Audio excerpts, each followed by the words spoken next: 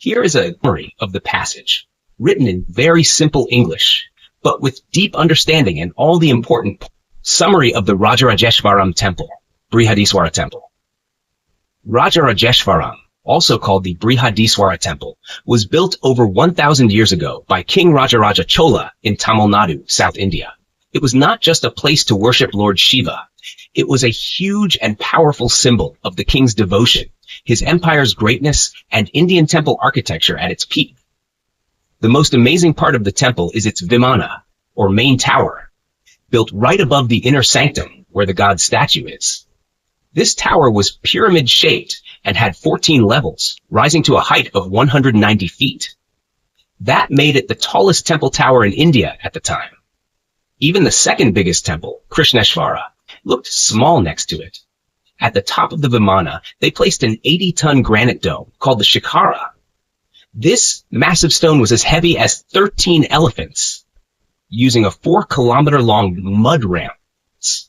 That shows the amazing skill and planning of the Chola builders, especially considering they had no machines, only manpower, animals, and brilliant engineering. The temple stands in a huge open courtyard, about 250 meters long and 125 meters wide, like 2.5 football fields long and 1 football field wide. At the entrance, there are massive gateways with giant statues of Varapalas, stone guardians, standing watch. The temple is built on a high plinth base, so high that even an adult person would look small next to just the bottom step. When it was built, it was one of the largest freestanding stone buildings in the whole world. No other place on Earth had a building this big made only of stone without modern technology. Ancient stone writings, inscriptions on the temple called it Dakshina Meru, which means the southern world mountain. In Hindu belief, Mount Meru is a mythical mountain that is the center of the universe, and Mount Kailasha in the Himalayas is where Lord Shiva lives. So, this temple was seen as Shiva's second home, made by Rajaraja, a mountain-like temple in the south to match Shiva's mountain in the north. A famous scholar, Richard H. Davis, said that by building this, the king was saying, "Look, I have given Lord Shiva a new home as great as the Himalayas." This shows the huge ambition of the Chola Empire. The king was not just building a temple, he was building a divine palace, showing that Shiva lived with them, and that the Cholas ruled with divine power. They even beat earlier kings like the Rashtrakutas, who had built amazing cave temples in the Deccan, like the Kailasanatha temple at Ellora. Cholas went even further by building something grander, higher, and in open air. Not carved from rock, but built stone by stone. This temple was a way for the Cholas to say, Shiva is with us, and through him we conquer the world. Would you like me to turn this into a visual diagram, a narrated explanation, or a timeline to help you remember it better?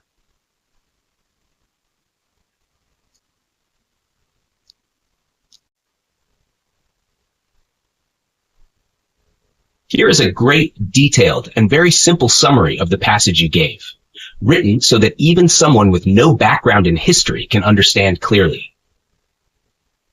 Summary in simple words. During the time when the famous South Indian king, Rajaraja Chola, was becoming more powerful, another group of kings in central India, called the Vabas, they were actually the Western Chalukyas, were also trying to become powerful and respected. They had taken over the old capital city of Manyaka just fighting and winning back. People didn't believe they were the true rulers from the famous old Chalukya dynasty unless they proved it more clearly. The problem was, old Chalukya kings, like Pulakeshin and Vikramaditya, were half forgotten. The powerful Rashtrakutas, who came before the Vallabhas, were still remembered with respect. In the region called Vengi, real descendants of Pulakeshin were still ruling, so people could see that the Vallabhas were not the only Chalukyas. So, to make people believe they were true royal Chalukyas, these Vallabhas used a smart idea. They created literary propaganda, which means they used poems and stories to make their kings look heroic, noble, and worthy. This led to a golden age for Kannada literature. Kannada is a language spoken in southern India, especially Karnataka. One of the most brilliant poets of that time was Rana. Rana started out writing for small local kings, petty chieftains. He later worked for Rashtrakuta, nobles. Finally, he impressed King Tila Tist of the Valabas and was given the title Kavi Chakravarti, Emperor of Poets. Around the year 980 CE, King Tila had just won battles in a region called Konkan. He wanted these wars to be remembered not as bloody fights, but as glorious victories. So Rana was told to write a great poem about this war. But instead of just writing about the war directly, he used a famous story from the Indian epic Mahabharata. He wrote about the battle between Bhima and Duryodhana, two cousins who hated each other. Duryodhana insulted Draupadi, the wife of the Pandavas, in a horrible way. Bhima promised to kill him and wash Draupadi's hair with his blood. In the end, Bhima defeated Duryodhana by smashing his thighs with a mace. By telling this epic story, Rana made King Tila's war seem just as heroic, justified, and legendary as the Mahabharata. This helped the new Chalukyas, Vallabhas, look like they were divinely supported, brave, and rightful kings. Not just ordinary men who grabbed power. Why it's important. This passage shows how powerful storytelling and poetry helped build the image of a king, especially in a time when real power had to be supported by strong public belief. It also shows the close connection between politics and art in ancient India, how kings used epics and culture to support their rule. Would you like a visual timeline or flowchart to help remember this better?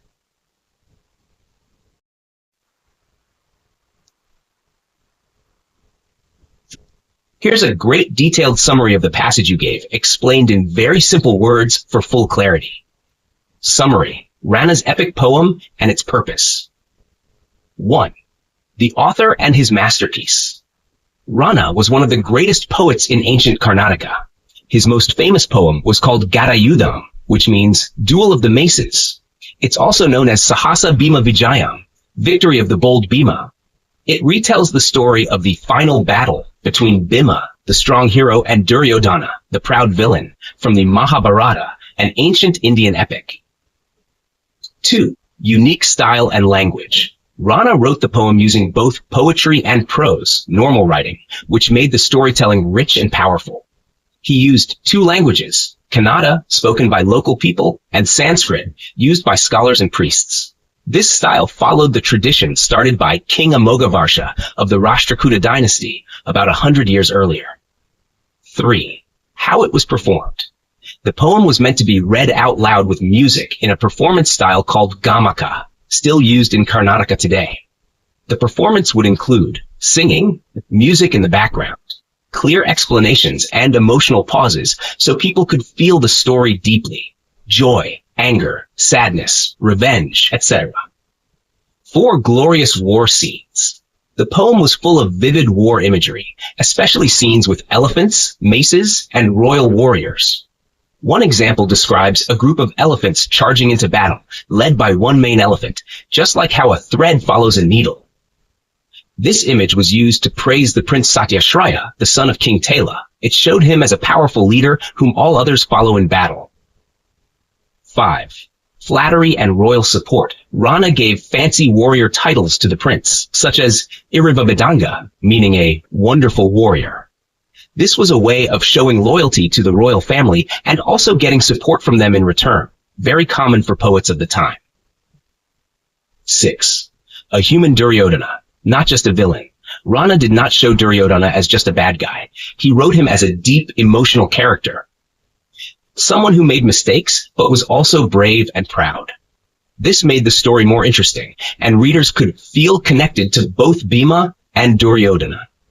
Because of this, the poem became very popular and is still considered a classic in Kannada literature. 7. A message about war and hope. The poem was written at a time when real wars had been fought in the Deccan, south-central India. Rana used this ancient story to reflect on the pain and destruction caused by war. But he also gave a message of hope. Just like the earth healed after the Mahabharata war, the Deccan would heal too, especially under strong and wise Chalukya kings. Final thought. Rana's Gadayudham was more than just a poem. It was a work of art, a political statement, a history lesson, and a healing message for people who had seen much violence. It combined literature, music, emotion, and royal praise, and it still stands as one of the greatest treasures of Indian storytelling. Would you like a timeline, character chart, or comic-style summary to make this even easier to remember?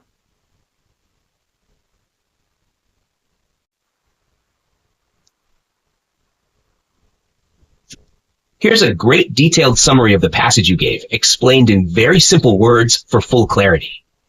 Summary: Rana's epic poem and its purpose. 1.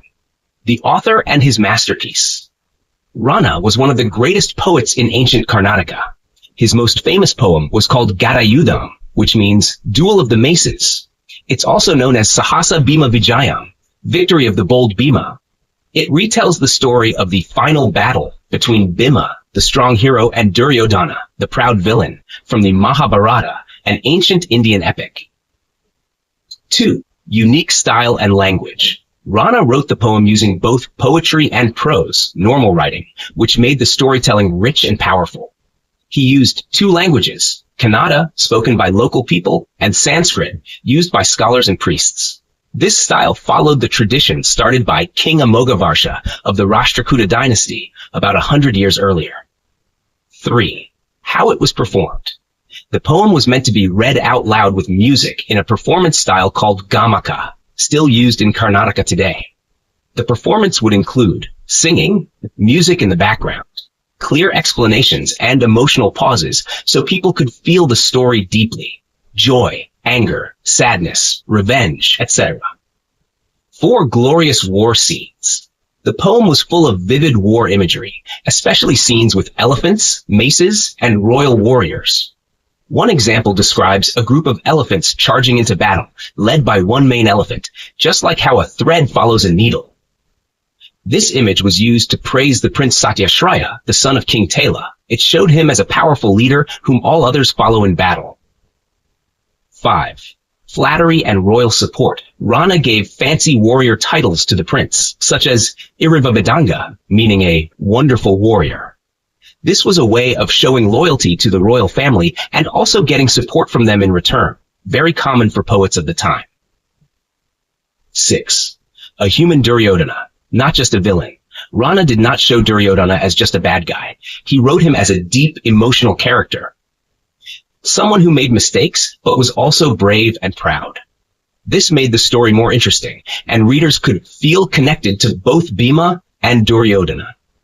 Because of this, the poem became very popular and is still considered a classic in Kannada literature.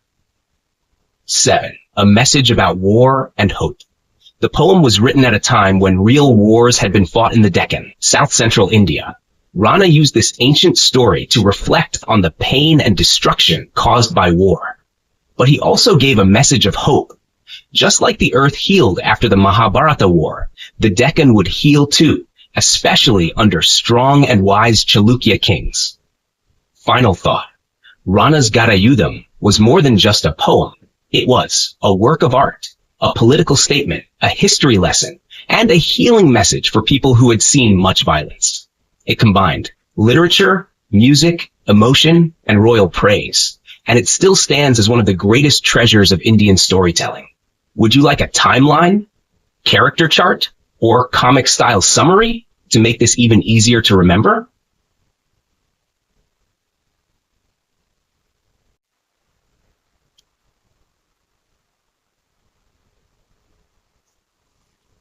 Here is a great detailed summary of the passage, a clearly and simply summary. How the new Chalukyas created a glorious history for themselves. In the 10th, 11th centuries, a dynasty called the New Chalukyas, also known as the Chalukyas of Kalyani, rose to power in the Deccan region of India. But there was a problem. Although they claimed to be connected to the famous old Chalukyas, who had ruled for Tapi century earlier, the real link between the two families was unclear or weak. To fix this and strengthen their political image, the new Chalukyas began rewriting history in a smart and strategic way. Their goal was to legitimize their rule. In other words, to convince everyone they had a rightful claim to the throne and were part of a noble and ancient tradition. Key strategies they used. 1. Changing old stories to sound more peaceful and righteous. In real, Puhation Tsu, a famous old Chalukya king, had fought and overthrown his uncle Mangalesha to take the throne. The new Chalukyas changed the story. They claimed Mangalesha had been a kind regent, guardian, who peacefully handed over the throne when Pulakeshin was grown. This made the story seem noble, peaceful, and full of dharma, righteous duty, which helped the new rulers seem morally pure. 2. Giving land and gifts to temples and Brahmins. The new rulers donated land and wealth to Hindu temples and priests, Brahmins. This symbolized that they were restoring dharma, the proper religious and social order of the past. It helped gain the support of religious and elite groups. 3. Inventing a new royal genealogy, family tree. They created a fake family line, claiming that Tela, their ancestor, came from a forgotten son of Vikram, an old Chalukya. They said this branch had survived quietly while other dynasties ruled. This gave the impression that they were true heirs of the old dynasty. 4. Copying ancient royal inscriptions and language. Scholars were sent to Aihole, where beautiful old inscriptions praised the ancient Chalukya kings. The new Chalukyas copied these praises, even using the same religious imagery, such as the god Varaha, boar, lifting the earth, the 7 mothers feeding the kings, divine approval from gods like Skanda and Vishnu. These reused verses were written in Sanskrit, not Kannada, to give them a sacred and ancient feel. 5. Spreading their version of history. The new story was shared and discussed by royal advisors, called Mahasandhi Vigrakas, or ministers of war and peace, local rulers, and vassals. Everyone studied these claims to see if the new kings were truly legitimate. The rich story, religious support, and connection to old power helped convince many people to accept the new Chalukyas as the rightful rulers. Why this was important? The Deccan had recently gone through chaos, war, and instability, especially after the fall of the Rashtrakutas. The new Chalukyas needed a strong story to make people believe that order and tradition were returning under their leadership. By connecting themselves to the golden age of the old Chalukyas, they gave their new rule a sense of glory, stability, and divine approval, even if much of it was invented. In short, the new Chalukyas rewrote history to look like. They descended directly from the famous old kings. They restored peace and righteousness, dharma. They had divine blessings and heroic ancestry. This helped them gain power, respect, and control in a difficult time, showing how history can be reshaped to support political power. Would you like this in a timeline format, a character list, or a storyline next?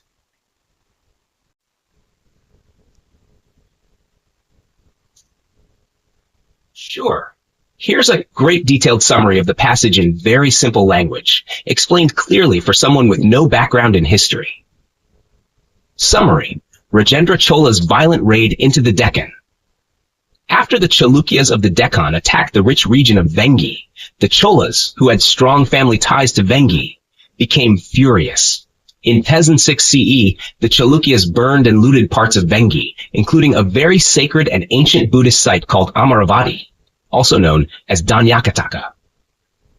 In response, the following year, 1007 CE, Rajendra Chola, the son of the powerful Chola emperor Rajaraja Chola, prepared a huge military raid into the Deccan region to punish the Chalukyas.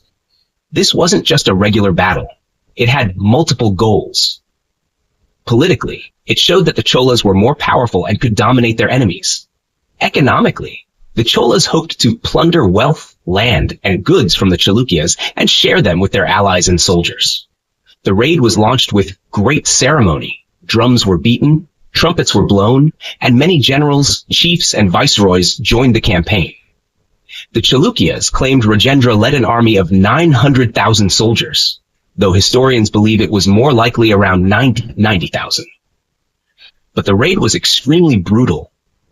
According to Chalukya inscriptions, Rajendra Chola's army did the following: massacred civilians, including women, children, and even Brahmins, priestly class; kidnapped and raped women, destroyed villages and religious sites; dishonored, captured girls by destroying their caste, meaning they were sexually violated or forcibly taken, which in their social system meant they lost their position or purity; This kind of violence, especially targeting women, was sadly common in medieval Indian warfare.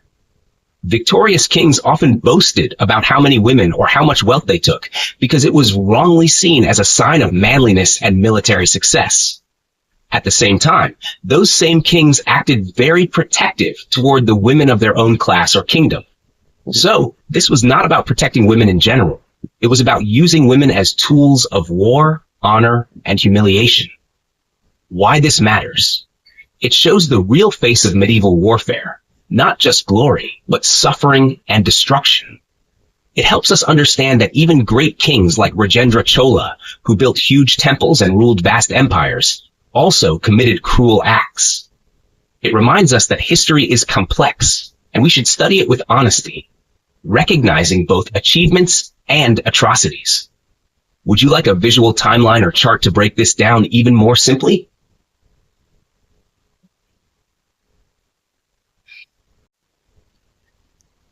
Absolutely. Let's delve deeper into this historical episode, breaking it down into simple, clear terms to ensure comprehensive understanding. Understanding the Chola-Chalukya conflict, two powerful kingdoms. In ancient South India, there were two dominant empires. 1. Chola Empire, based in present-day Tamil Nadu, known for its naval strength and architectural marvels. 2. Western Chalukya Empire, centered in present-day Karnataka, recognized for its military prowess and contribution. Both empires vied for supremacy, leading to prolonged conflicts over strategic regions like Vengi, a fertile area crucial for trade and agriculture. The spark of the conflict.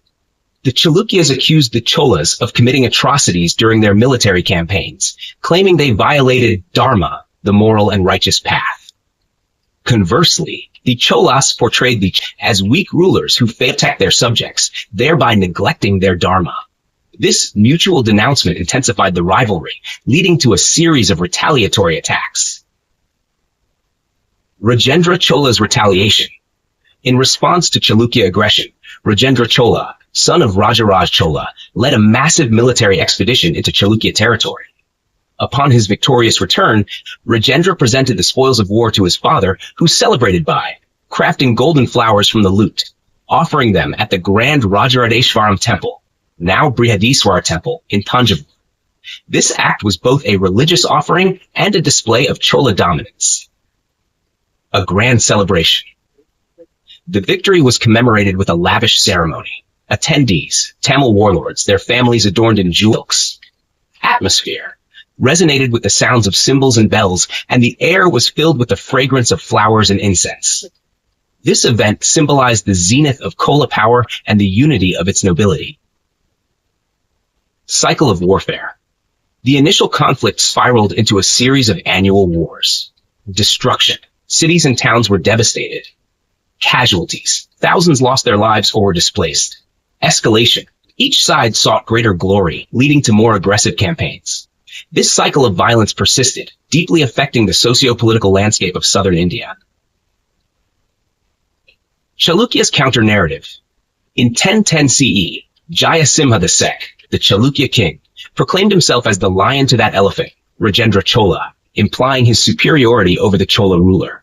He honored a general with the title Tigula Ramari, meaning death to the Tamils, showcasing the intense animosity and the desire to reclaim lost honor.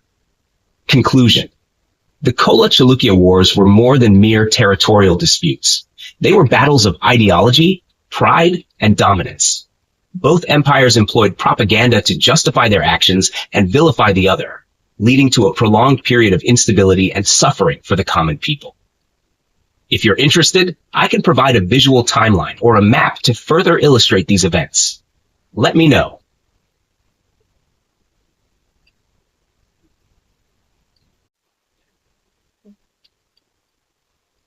Absolutely. Here's the passage you gave in very simple language with clear explanations and extra helpful context to understand the full picture. 1. The background. A long time ago, in medieval India, about 1,000 years ago, there were many powerful kingdoms fighting for control. The area in the middle of India is called. It was often attacked by strong kings from different regions. At this time, the Chola Empire, from South India, mainly Tamil Nadu, was already a serious threat to the Deccan. The Cholas had a strong army, smart rulers, and they were expanding fast. The Deccan people were already worried about fighting them. But now there was another threat coming from a new king named Bhoja. The new enemy, King Bhoja of Malwa. Bhoja was king of the Malwa region, which is in central India. His kingdom was called Dara, and that's why he's also called Bhoja of Dara. He belonged to a royal family called the Paramaras, now angry and wanted revenge. Why? Because another king, Tala, from the Western Chalukya dynasty, had violently killed someone close to Bhoja, named Vakpati. This was not a normal battle. It was described as a brutal slaughter, meaning Vakpati was killed in a cruel and bloody way. So now Bhoja had a personal reason to fight. It was not just about land or power, it was revenge. Who was Bhoja? Bhoja was not just a fighter, he was one of the smartest and most talented kings in all of India, maybe even in the ancient world. People like a human encyclopedia, meaning he knew a little bit about everything. Here are some of the things he was very good at.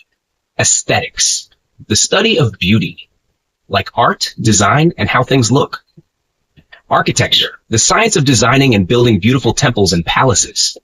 Poetry, he could write amazing poems that people admired. Sanskrit literature, he was deeply educated in ancient books and wisdom. Science and medicine, he even knew about healing, astronomy, and more. People admired him so much that they said, in the courtyard of his tongue, the goddess Sarasvati used to dance in ecstasy. This is a poetic way of saying, when Bhoja spoke, his words were so beautiful and wise that the goddess of learning herself danced with joy. Why is this important? This passage tells us that the Deccan region was caught between two big threats, the Cholas in the south and Bhoja in the north central.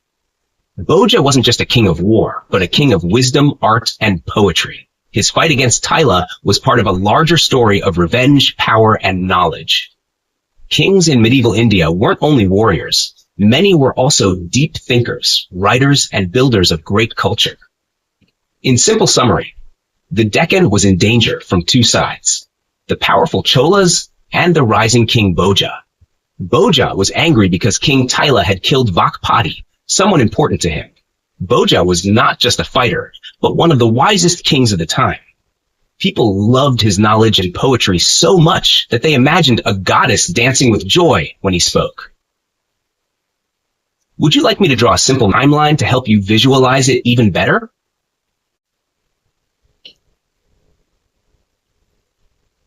Here is a deep view of the entire passage you shared, written in very simple English, but still rich with meaning and context, so you truly understand what was happening. Deep, detailed summary. The final fall of Manyaketa, c. 1016 CE. In the early 1000s, India's Deccan region was in a state of great political chaos. Several powerful kingdoms were fighting for control. One of the biggest threats came from the south, the Chola Empire, led by a bold and ambitious king named Rajendra Chola. But Rajendra was king, marching to war. From the northwest, another powerful ruler named Bhoja of Dara, king of the Paramara dynasty of Malwa, was also on the move. Bhoja was a brilliant and talented man, known for his love of art, poetry, science, and architecture. But he was also a fierce warrior. Around the year 1015 CE, he led his army across the Narmada River into southern Gujarat, heading down the western coast of India, into the Konkan region, an area filled with wealthy trading cities. His goal was clear, to control rich trade routes and ports, and to take revenge for a past defeat. This invasion forced another king, Jayasimha II, ruler of the Western Chalukyas, also called the Vallavas, to stop what he was doing and defend his kingdom. All of this created a huge distraction in the Deccan. The local powers were too busy fighting each other to notice a third threat coming in from the south, Rajendra Chola. Rajendra saw that the Deccan was wide open. The big kingdoms were busy fighting Bhoja. The armies were stretched thin. So, Rajendra took advantage of this weakness. Around 1016 CE, he marched his Chola army deep into Deccan territory, aiming for a famous and once glorious city, Manyaketa. Manyaketa had once been the capital of the Rashtrakutas, a great empire that ruled before the Chalukya. It was a city of wealth, culture, and power, with beautiful buildings, tall gates, and strong walls. But now it was weakened, poorly defended, and no longer the center of a great empire. Rajendra's Chola army faced almost no resistance. They crossed the Krishna River, a major river in South India, and easily moved toward Manyaketa. The people of the city were caught by surprise. News spread quickly that a huge, powerful army from the south was approaching. The people began to panic. There was likely a massive exodus, meaning many people fled the city to escape the attack. The bejeweled gates, which had once seen proud kings like Amogavarsha Rashtrakuta march through in glory, were now jammed with terrified citizens trying to get out. They were likely crying, shouting, and carrying what they could. The Chola army, meanwhile, camped just outside the city, in orchards of tall sal trees. As night fell, the people of Manyaketa could hear the beating of Chola war drums, the chants of Tamil soldiers, and the sounds of an army preparing for attack. Inside the city, fear ruled the night. The people probably whispered terrifying rumors, cried, and prayed desperately for someone to save them. But no help came. The next day, Rajendra Chola's army attacked and sacked Manyaketa. The word sacked means the city was violently looted and destroyed. People were killed, buildings were burned, treasures were stolen. It was a complete destruction of a once glorious place. After this, Manyaketa would never rise again. It had been one of the most important cities in the Deccan, a jewel of power and culture.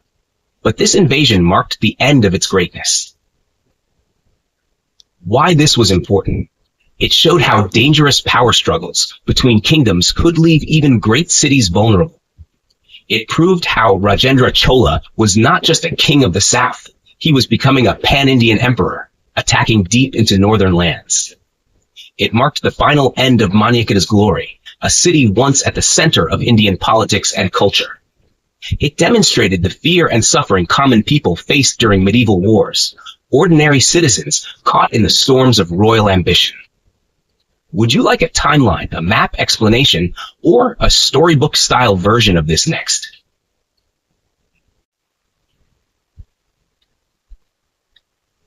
Here's a deep and detailed summary of the passage language, capturing all the key ideas and emotions.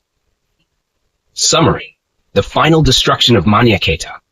Around the year 1016 CE, the powerful Chola army, under orders from Emperor Rajendra Chola, attacked the famous city of Manyaketa. This city had once been one of the richest and most important capitals, the heart of the Rashtrakuta Empire, and later taken over by the Chalukyas, also called Vallabhas, who were trying to restore its lost greatness. Although the city had already been badly damaged years earlier, in 972 CE, by another attack from King Bhoja of the Paramaras, it still held great importance and respect as an ancient capital. Rajendra Chola saw it as a symbol of the old Deccan power, and he wanted to destroy it completely to show his strength. When the Chola army arrived in the morning, they described the city as still beautiful and shining, like a huge land surrounded by mythical mountains.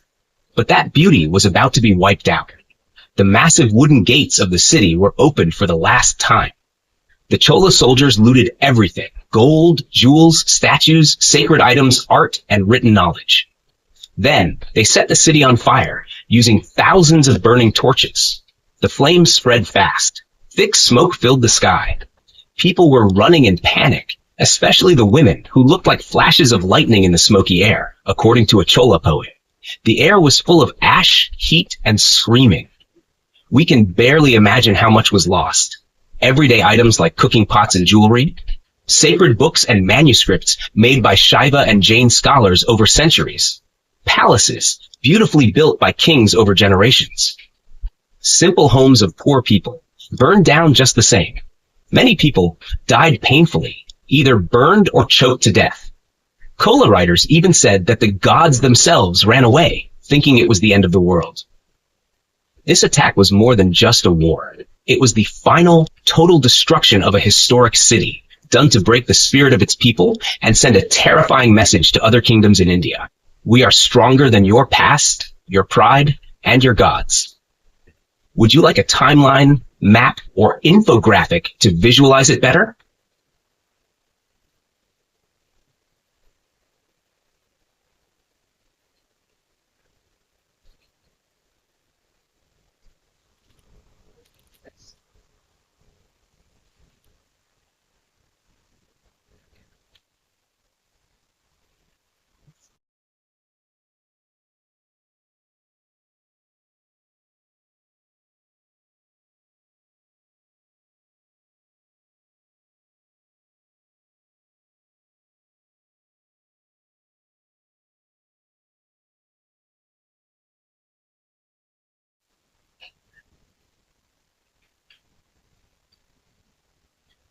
Of course.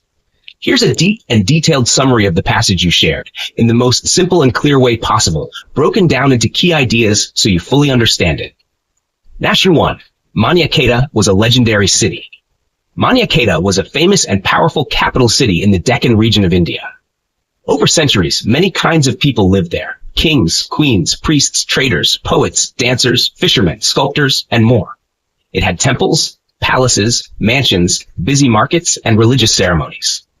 Even Arab travelers visited it and were amazed by its beauty.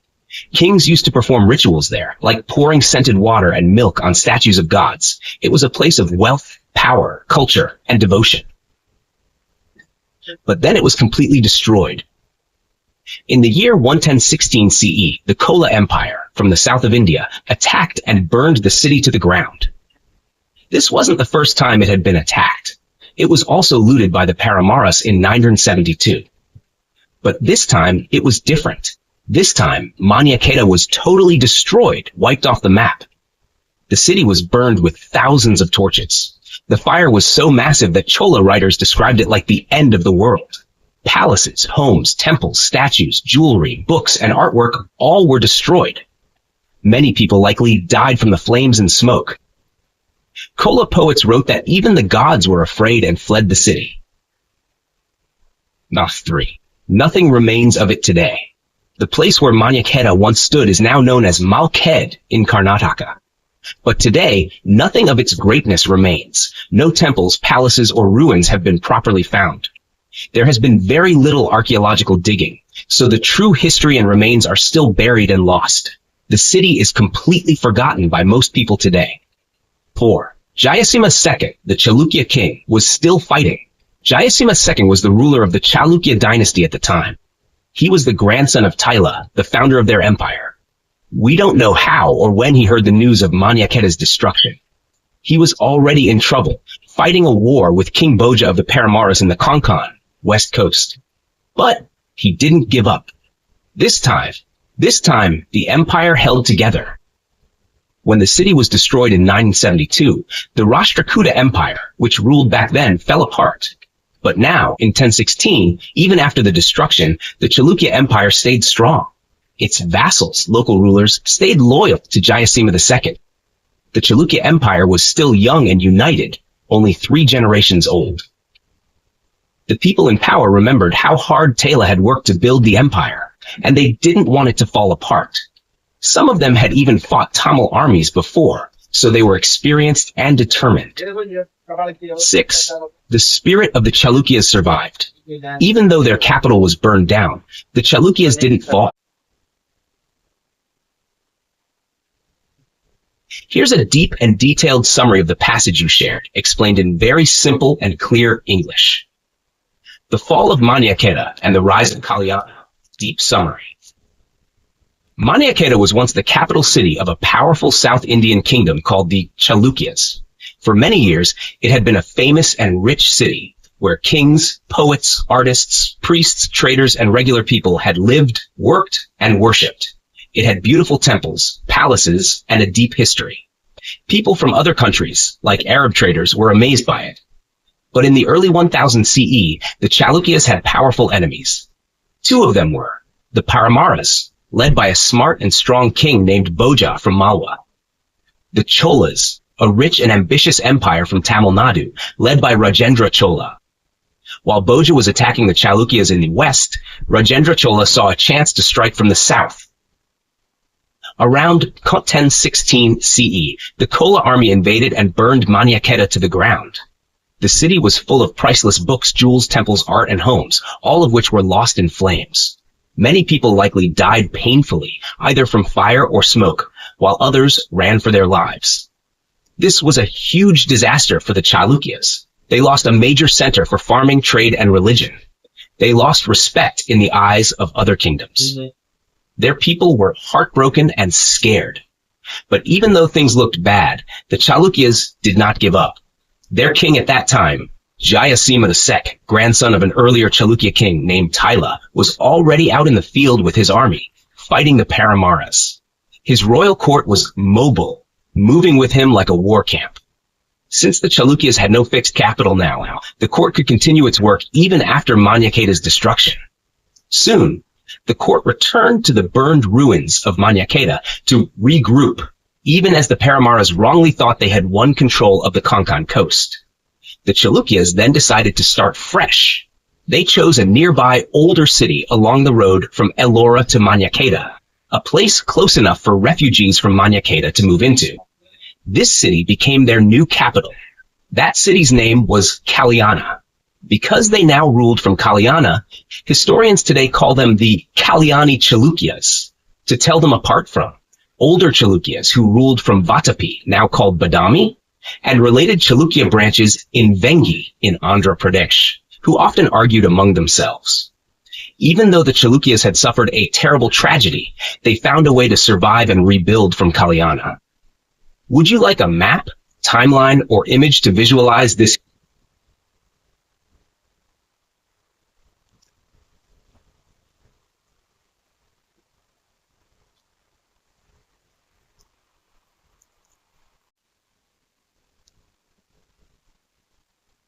Absolutely. Great detailed summary explains everything together like a well-told story. Chart detailed the Cholas, the Palk Strait, and the power of Indian Ocean trade. Around 1,000 years ago, during the 11th century, Rajendra Chola, a powerful king from the Chola dynasty of South India, wanted to expand and protect his empire. His father, Rajaraja Chola, had already built a large kingdom, but Rajendra wanted to go even further, especially toward the south, into the Pandya territory in southern Tamil Nadu, and Sri Lanka, then called Lanka. Although the Cholas had previously conquered these regions, the people there were unhappy with Chola rule. Rebellions broke out, and they wanted their land back. So Rajendra launched another military campaign, which lasted for 2 long, harsh years. His armies looted the land, stealing goods and wealth, and punished the Sinhalese, people of Sri Lanka, to keep control. But this war wasn't just about land. There was something even more important at stake: control of the Palk Strait.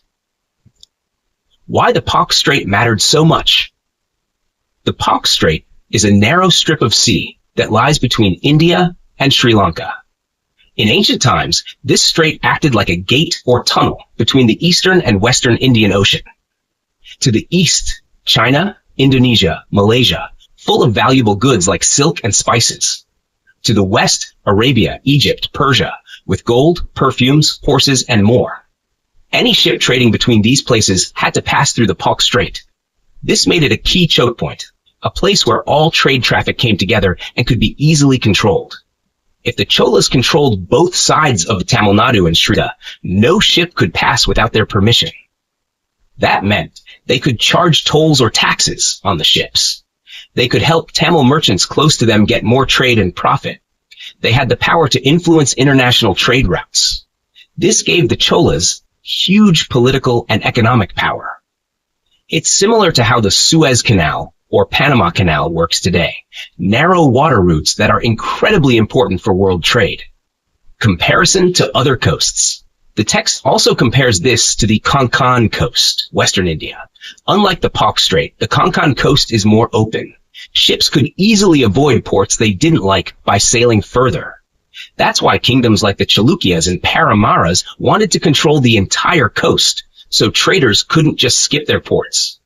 But still, no area was as powerful as the Palk Strait for controlling trade. Was all this war worth it?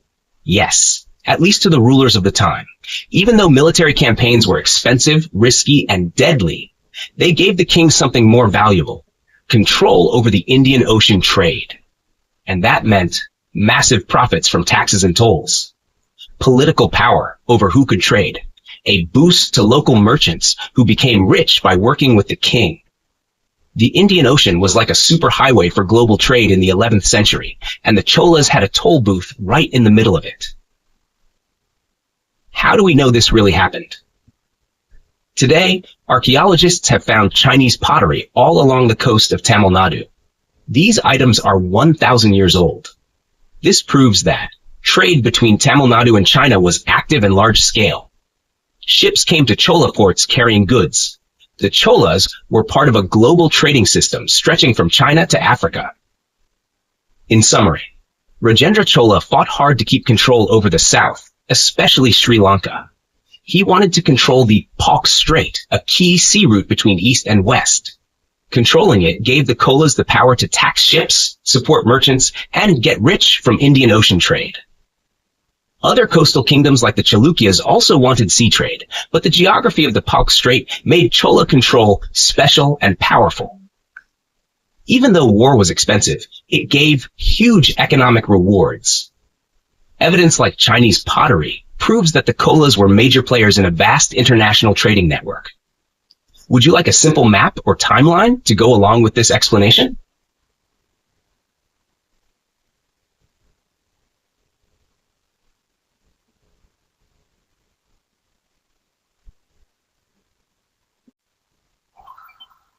Here is a deep and detailed summary of the passage you shared, written in the simplest and clearest language possible, so that anyone, even a total beginner, can fully understand it. Main topic: how Indian Ocean trade changed India during medieval times, roughly 800s to 1200s CE, especially with the rise of powerful merchant organizations and the cooperation between rulers and traders. Key points in the summary. 1. Indian Ocean trade transformed India. The Indian Ocean was a major trade route connecting India, Arabia, China. Ships carried goods like spices, cloth, ceramics, gold, and silver. Because of this massive trade, India's coastline cities became rich and crowded. Even cities far from the sea grew because trade routes brought wealth inland. If this trade hadn't existed, India's cities and economy would have looked very different, much smaller and less powerful. 2. The Chola kings worked closely with traders. Two powerful kings, Rajaraja Chola and Rajendra Chola, ruled in South India. They didn't just build temples and wage wars. They were smart partners with merchants. They supported trade by building ports, roads, and navy ships. In return, merchants helped make the Chola kingdom very rich and powerful. Together, the kings and merchants reshaped society, creating jobs, growing cities, and boosting wealth. 3. Rise of the 500 Merchant Guild. One of the most powerful trader groups was the 500 Lords of Aihole. Over time, they grew massively and became known as the 500 of the 1,000 Directions. That name means they were trading everywhere, in every direction and across many countries. They were like a giant company with thousands of members and huge global connections. 4. A truly diverse and global trade network. This group included specialist traders, cloth, gems, spices, etc., traveling traders moving from town to town, stationary traders with fixed shops, local and foreign traders from India and abroad, craftspeople, suppliers, guards, and shipbuilders. Altogether, tens of thousands of people were part of this trade system. This made them more powerful than many small kings. 5. Merchants expanded with military power. As armies like the Rashtrakutas and Cholas conquered new areas, merchants followed behind. They expanded their trade into new lands like Tamil regions, Gangavati, part of Karnataka, Sri Lanka, Malabar coast, part of Kerala. So wherever political power spread, economic power followed.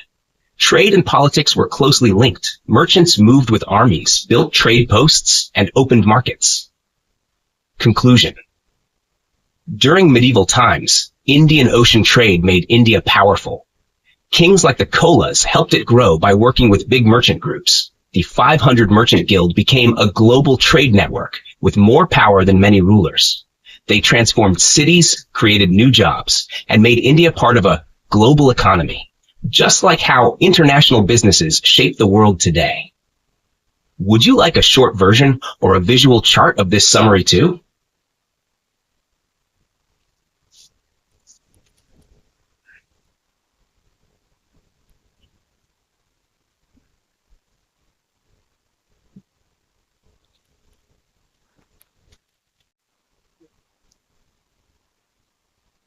Here is a deep and detailed summary of the passage, in very clear and simple language, broken down for complete understanding.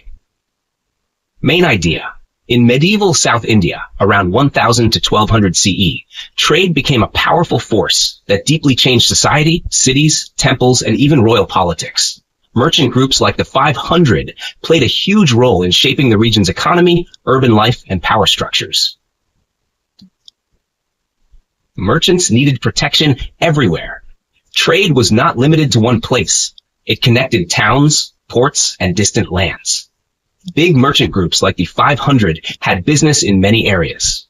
To protect their interests, they built relationships not just with emperors, but also local kings, small-town rulers, temples, which were political and economic centers.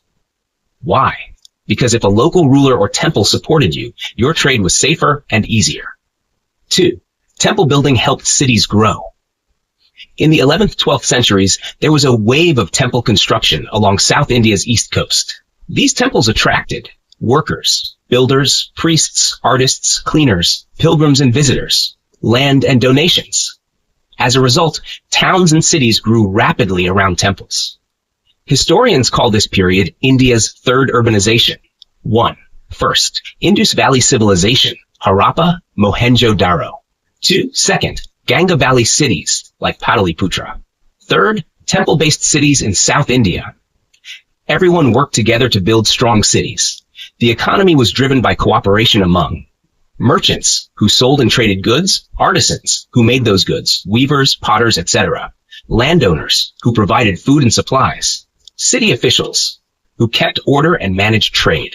This teamwork made cities richer, more organized, and busier than Nash 4. Wide variety of goods. The cities produced and traded goods for all types of customers. A. Everyday items. Grains, beans, straw, used by common people. B. Medium value. Pepper, cinnamon, areca nuts, valuable spices used in food and rituals.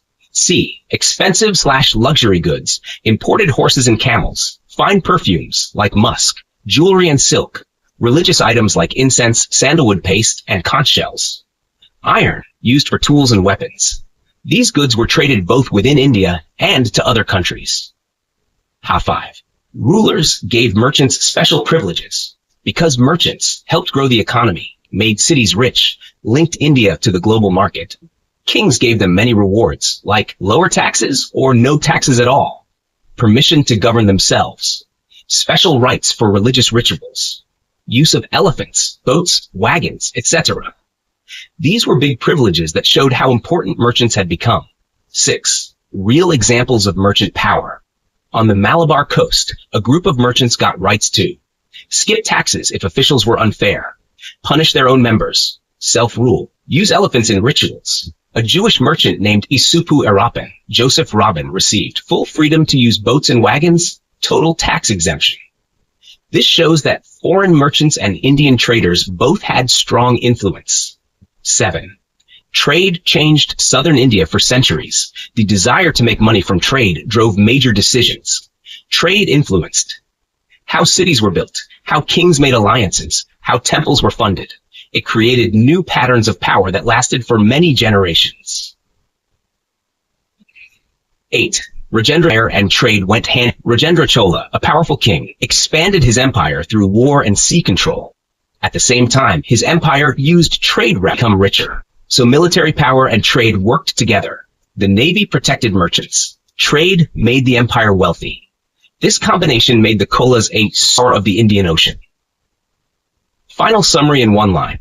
In medieval India, trade, temples, and kings worked together to build powerful cities, rich markets, and long-lasting political influence, with merchant groups playing a central role in shaping history.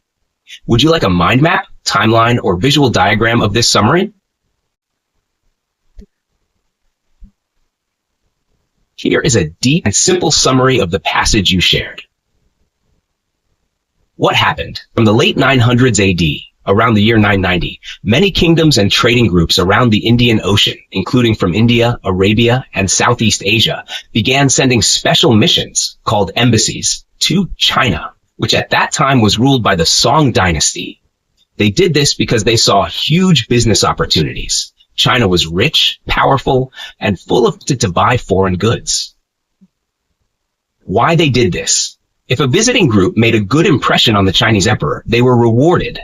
They got higher diplomatic rank, treated with more respect.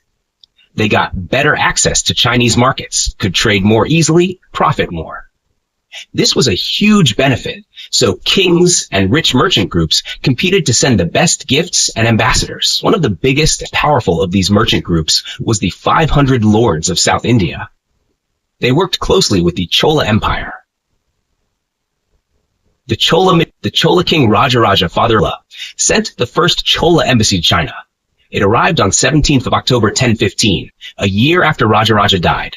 His son Rajendra was now king. What the Cholas gave to impress China. The Chola luxurious and valuable gifts to impress the Chinese court. A robe and hat decorated with real pearls. 21,000 ounces of pearls, a huge amount. 60 elephant tusks, ivory. 30 kilograms of frankincense, used in temples and perfumes. Jade, glass, and cotton cloth, rare or special goods. This gift package showed how rich, powerful, and well-connected the Cholas were. Merchants gave gifts too. The people who went on this mission were probably powerful merchants, not just royal messengers. They also gave their own gifts, which included 6,600 ounces of pearls, over 1,500 kilograms of fragrant spices and herbs. These merchants were hoping to win trade rights for themselves, not just for the king. Why this matters? This shows how closely linked politics and diplomacy. It also shows how globalized the world already was 1,000 years ago. India, especially the Cholas, was deeply connected with China and the rest of the Indian Ocean world. Rich trade routes helped build powerful kingdoms, wealthy merchants, and global influence. Would you like a timeline or a trade route map to go with this explanation?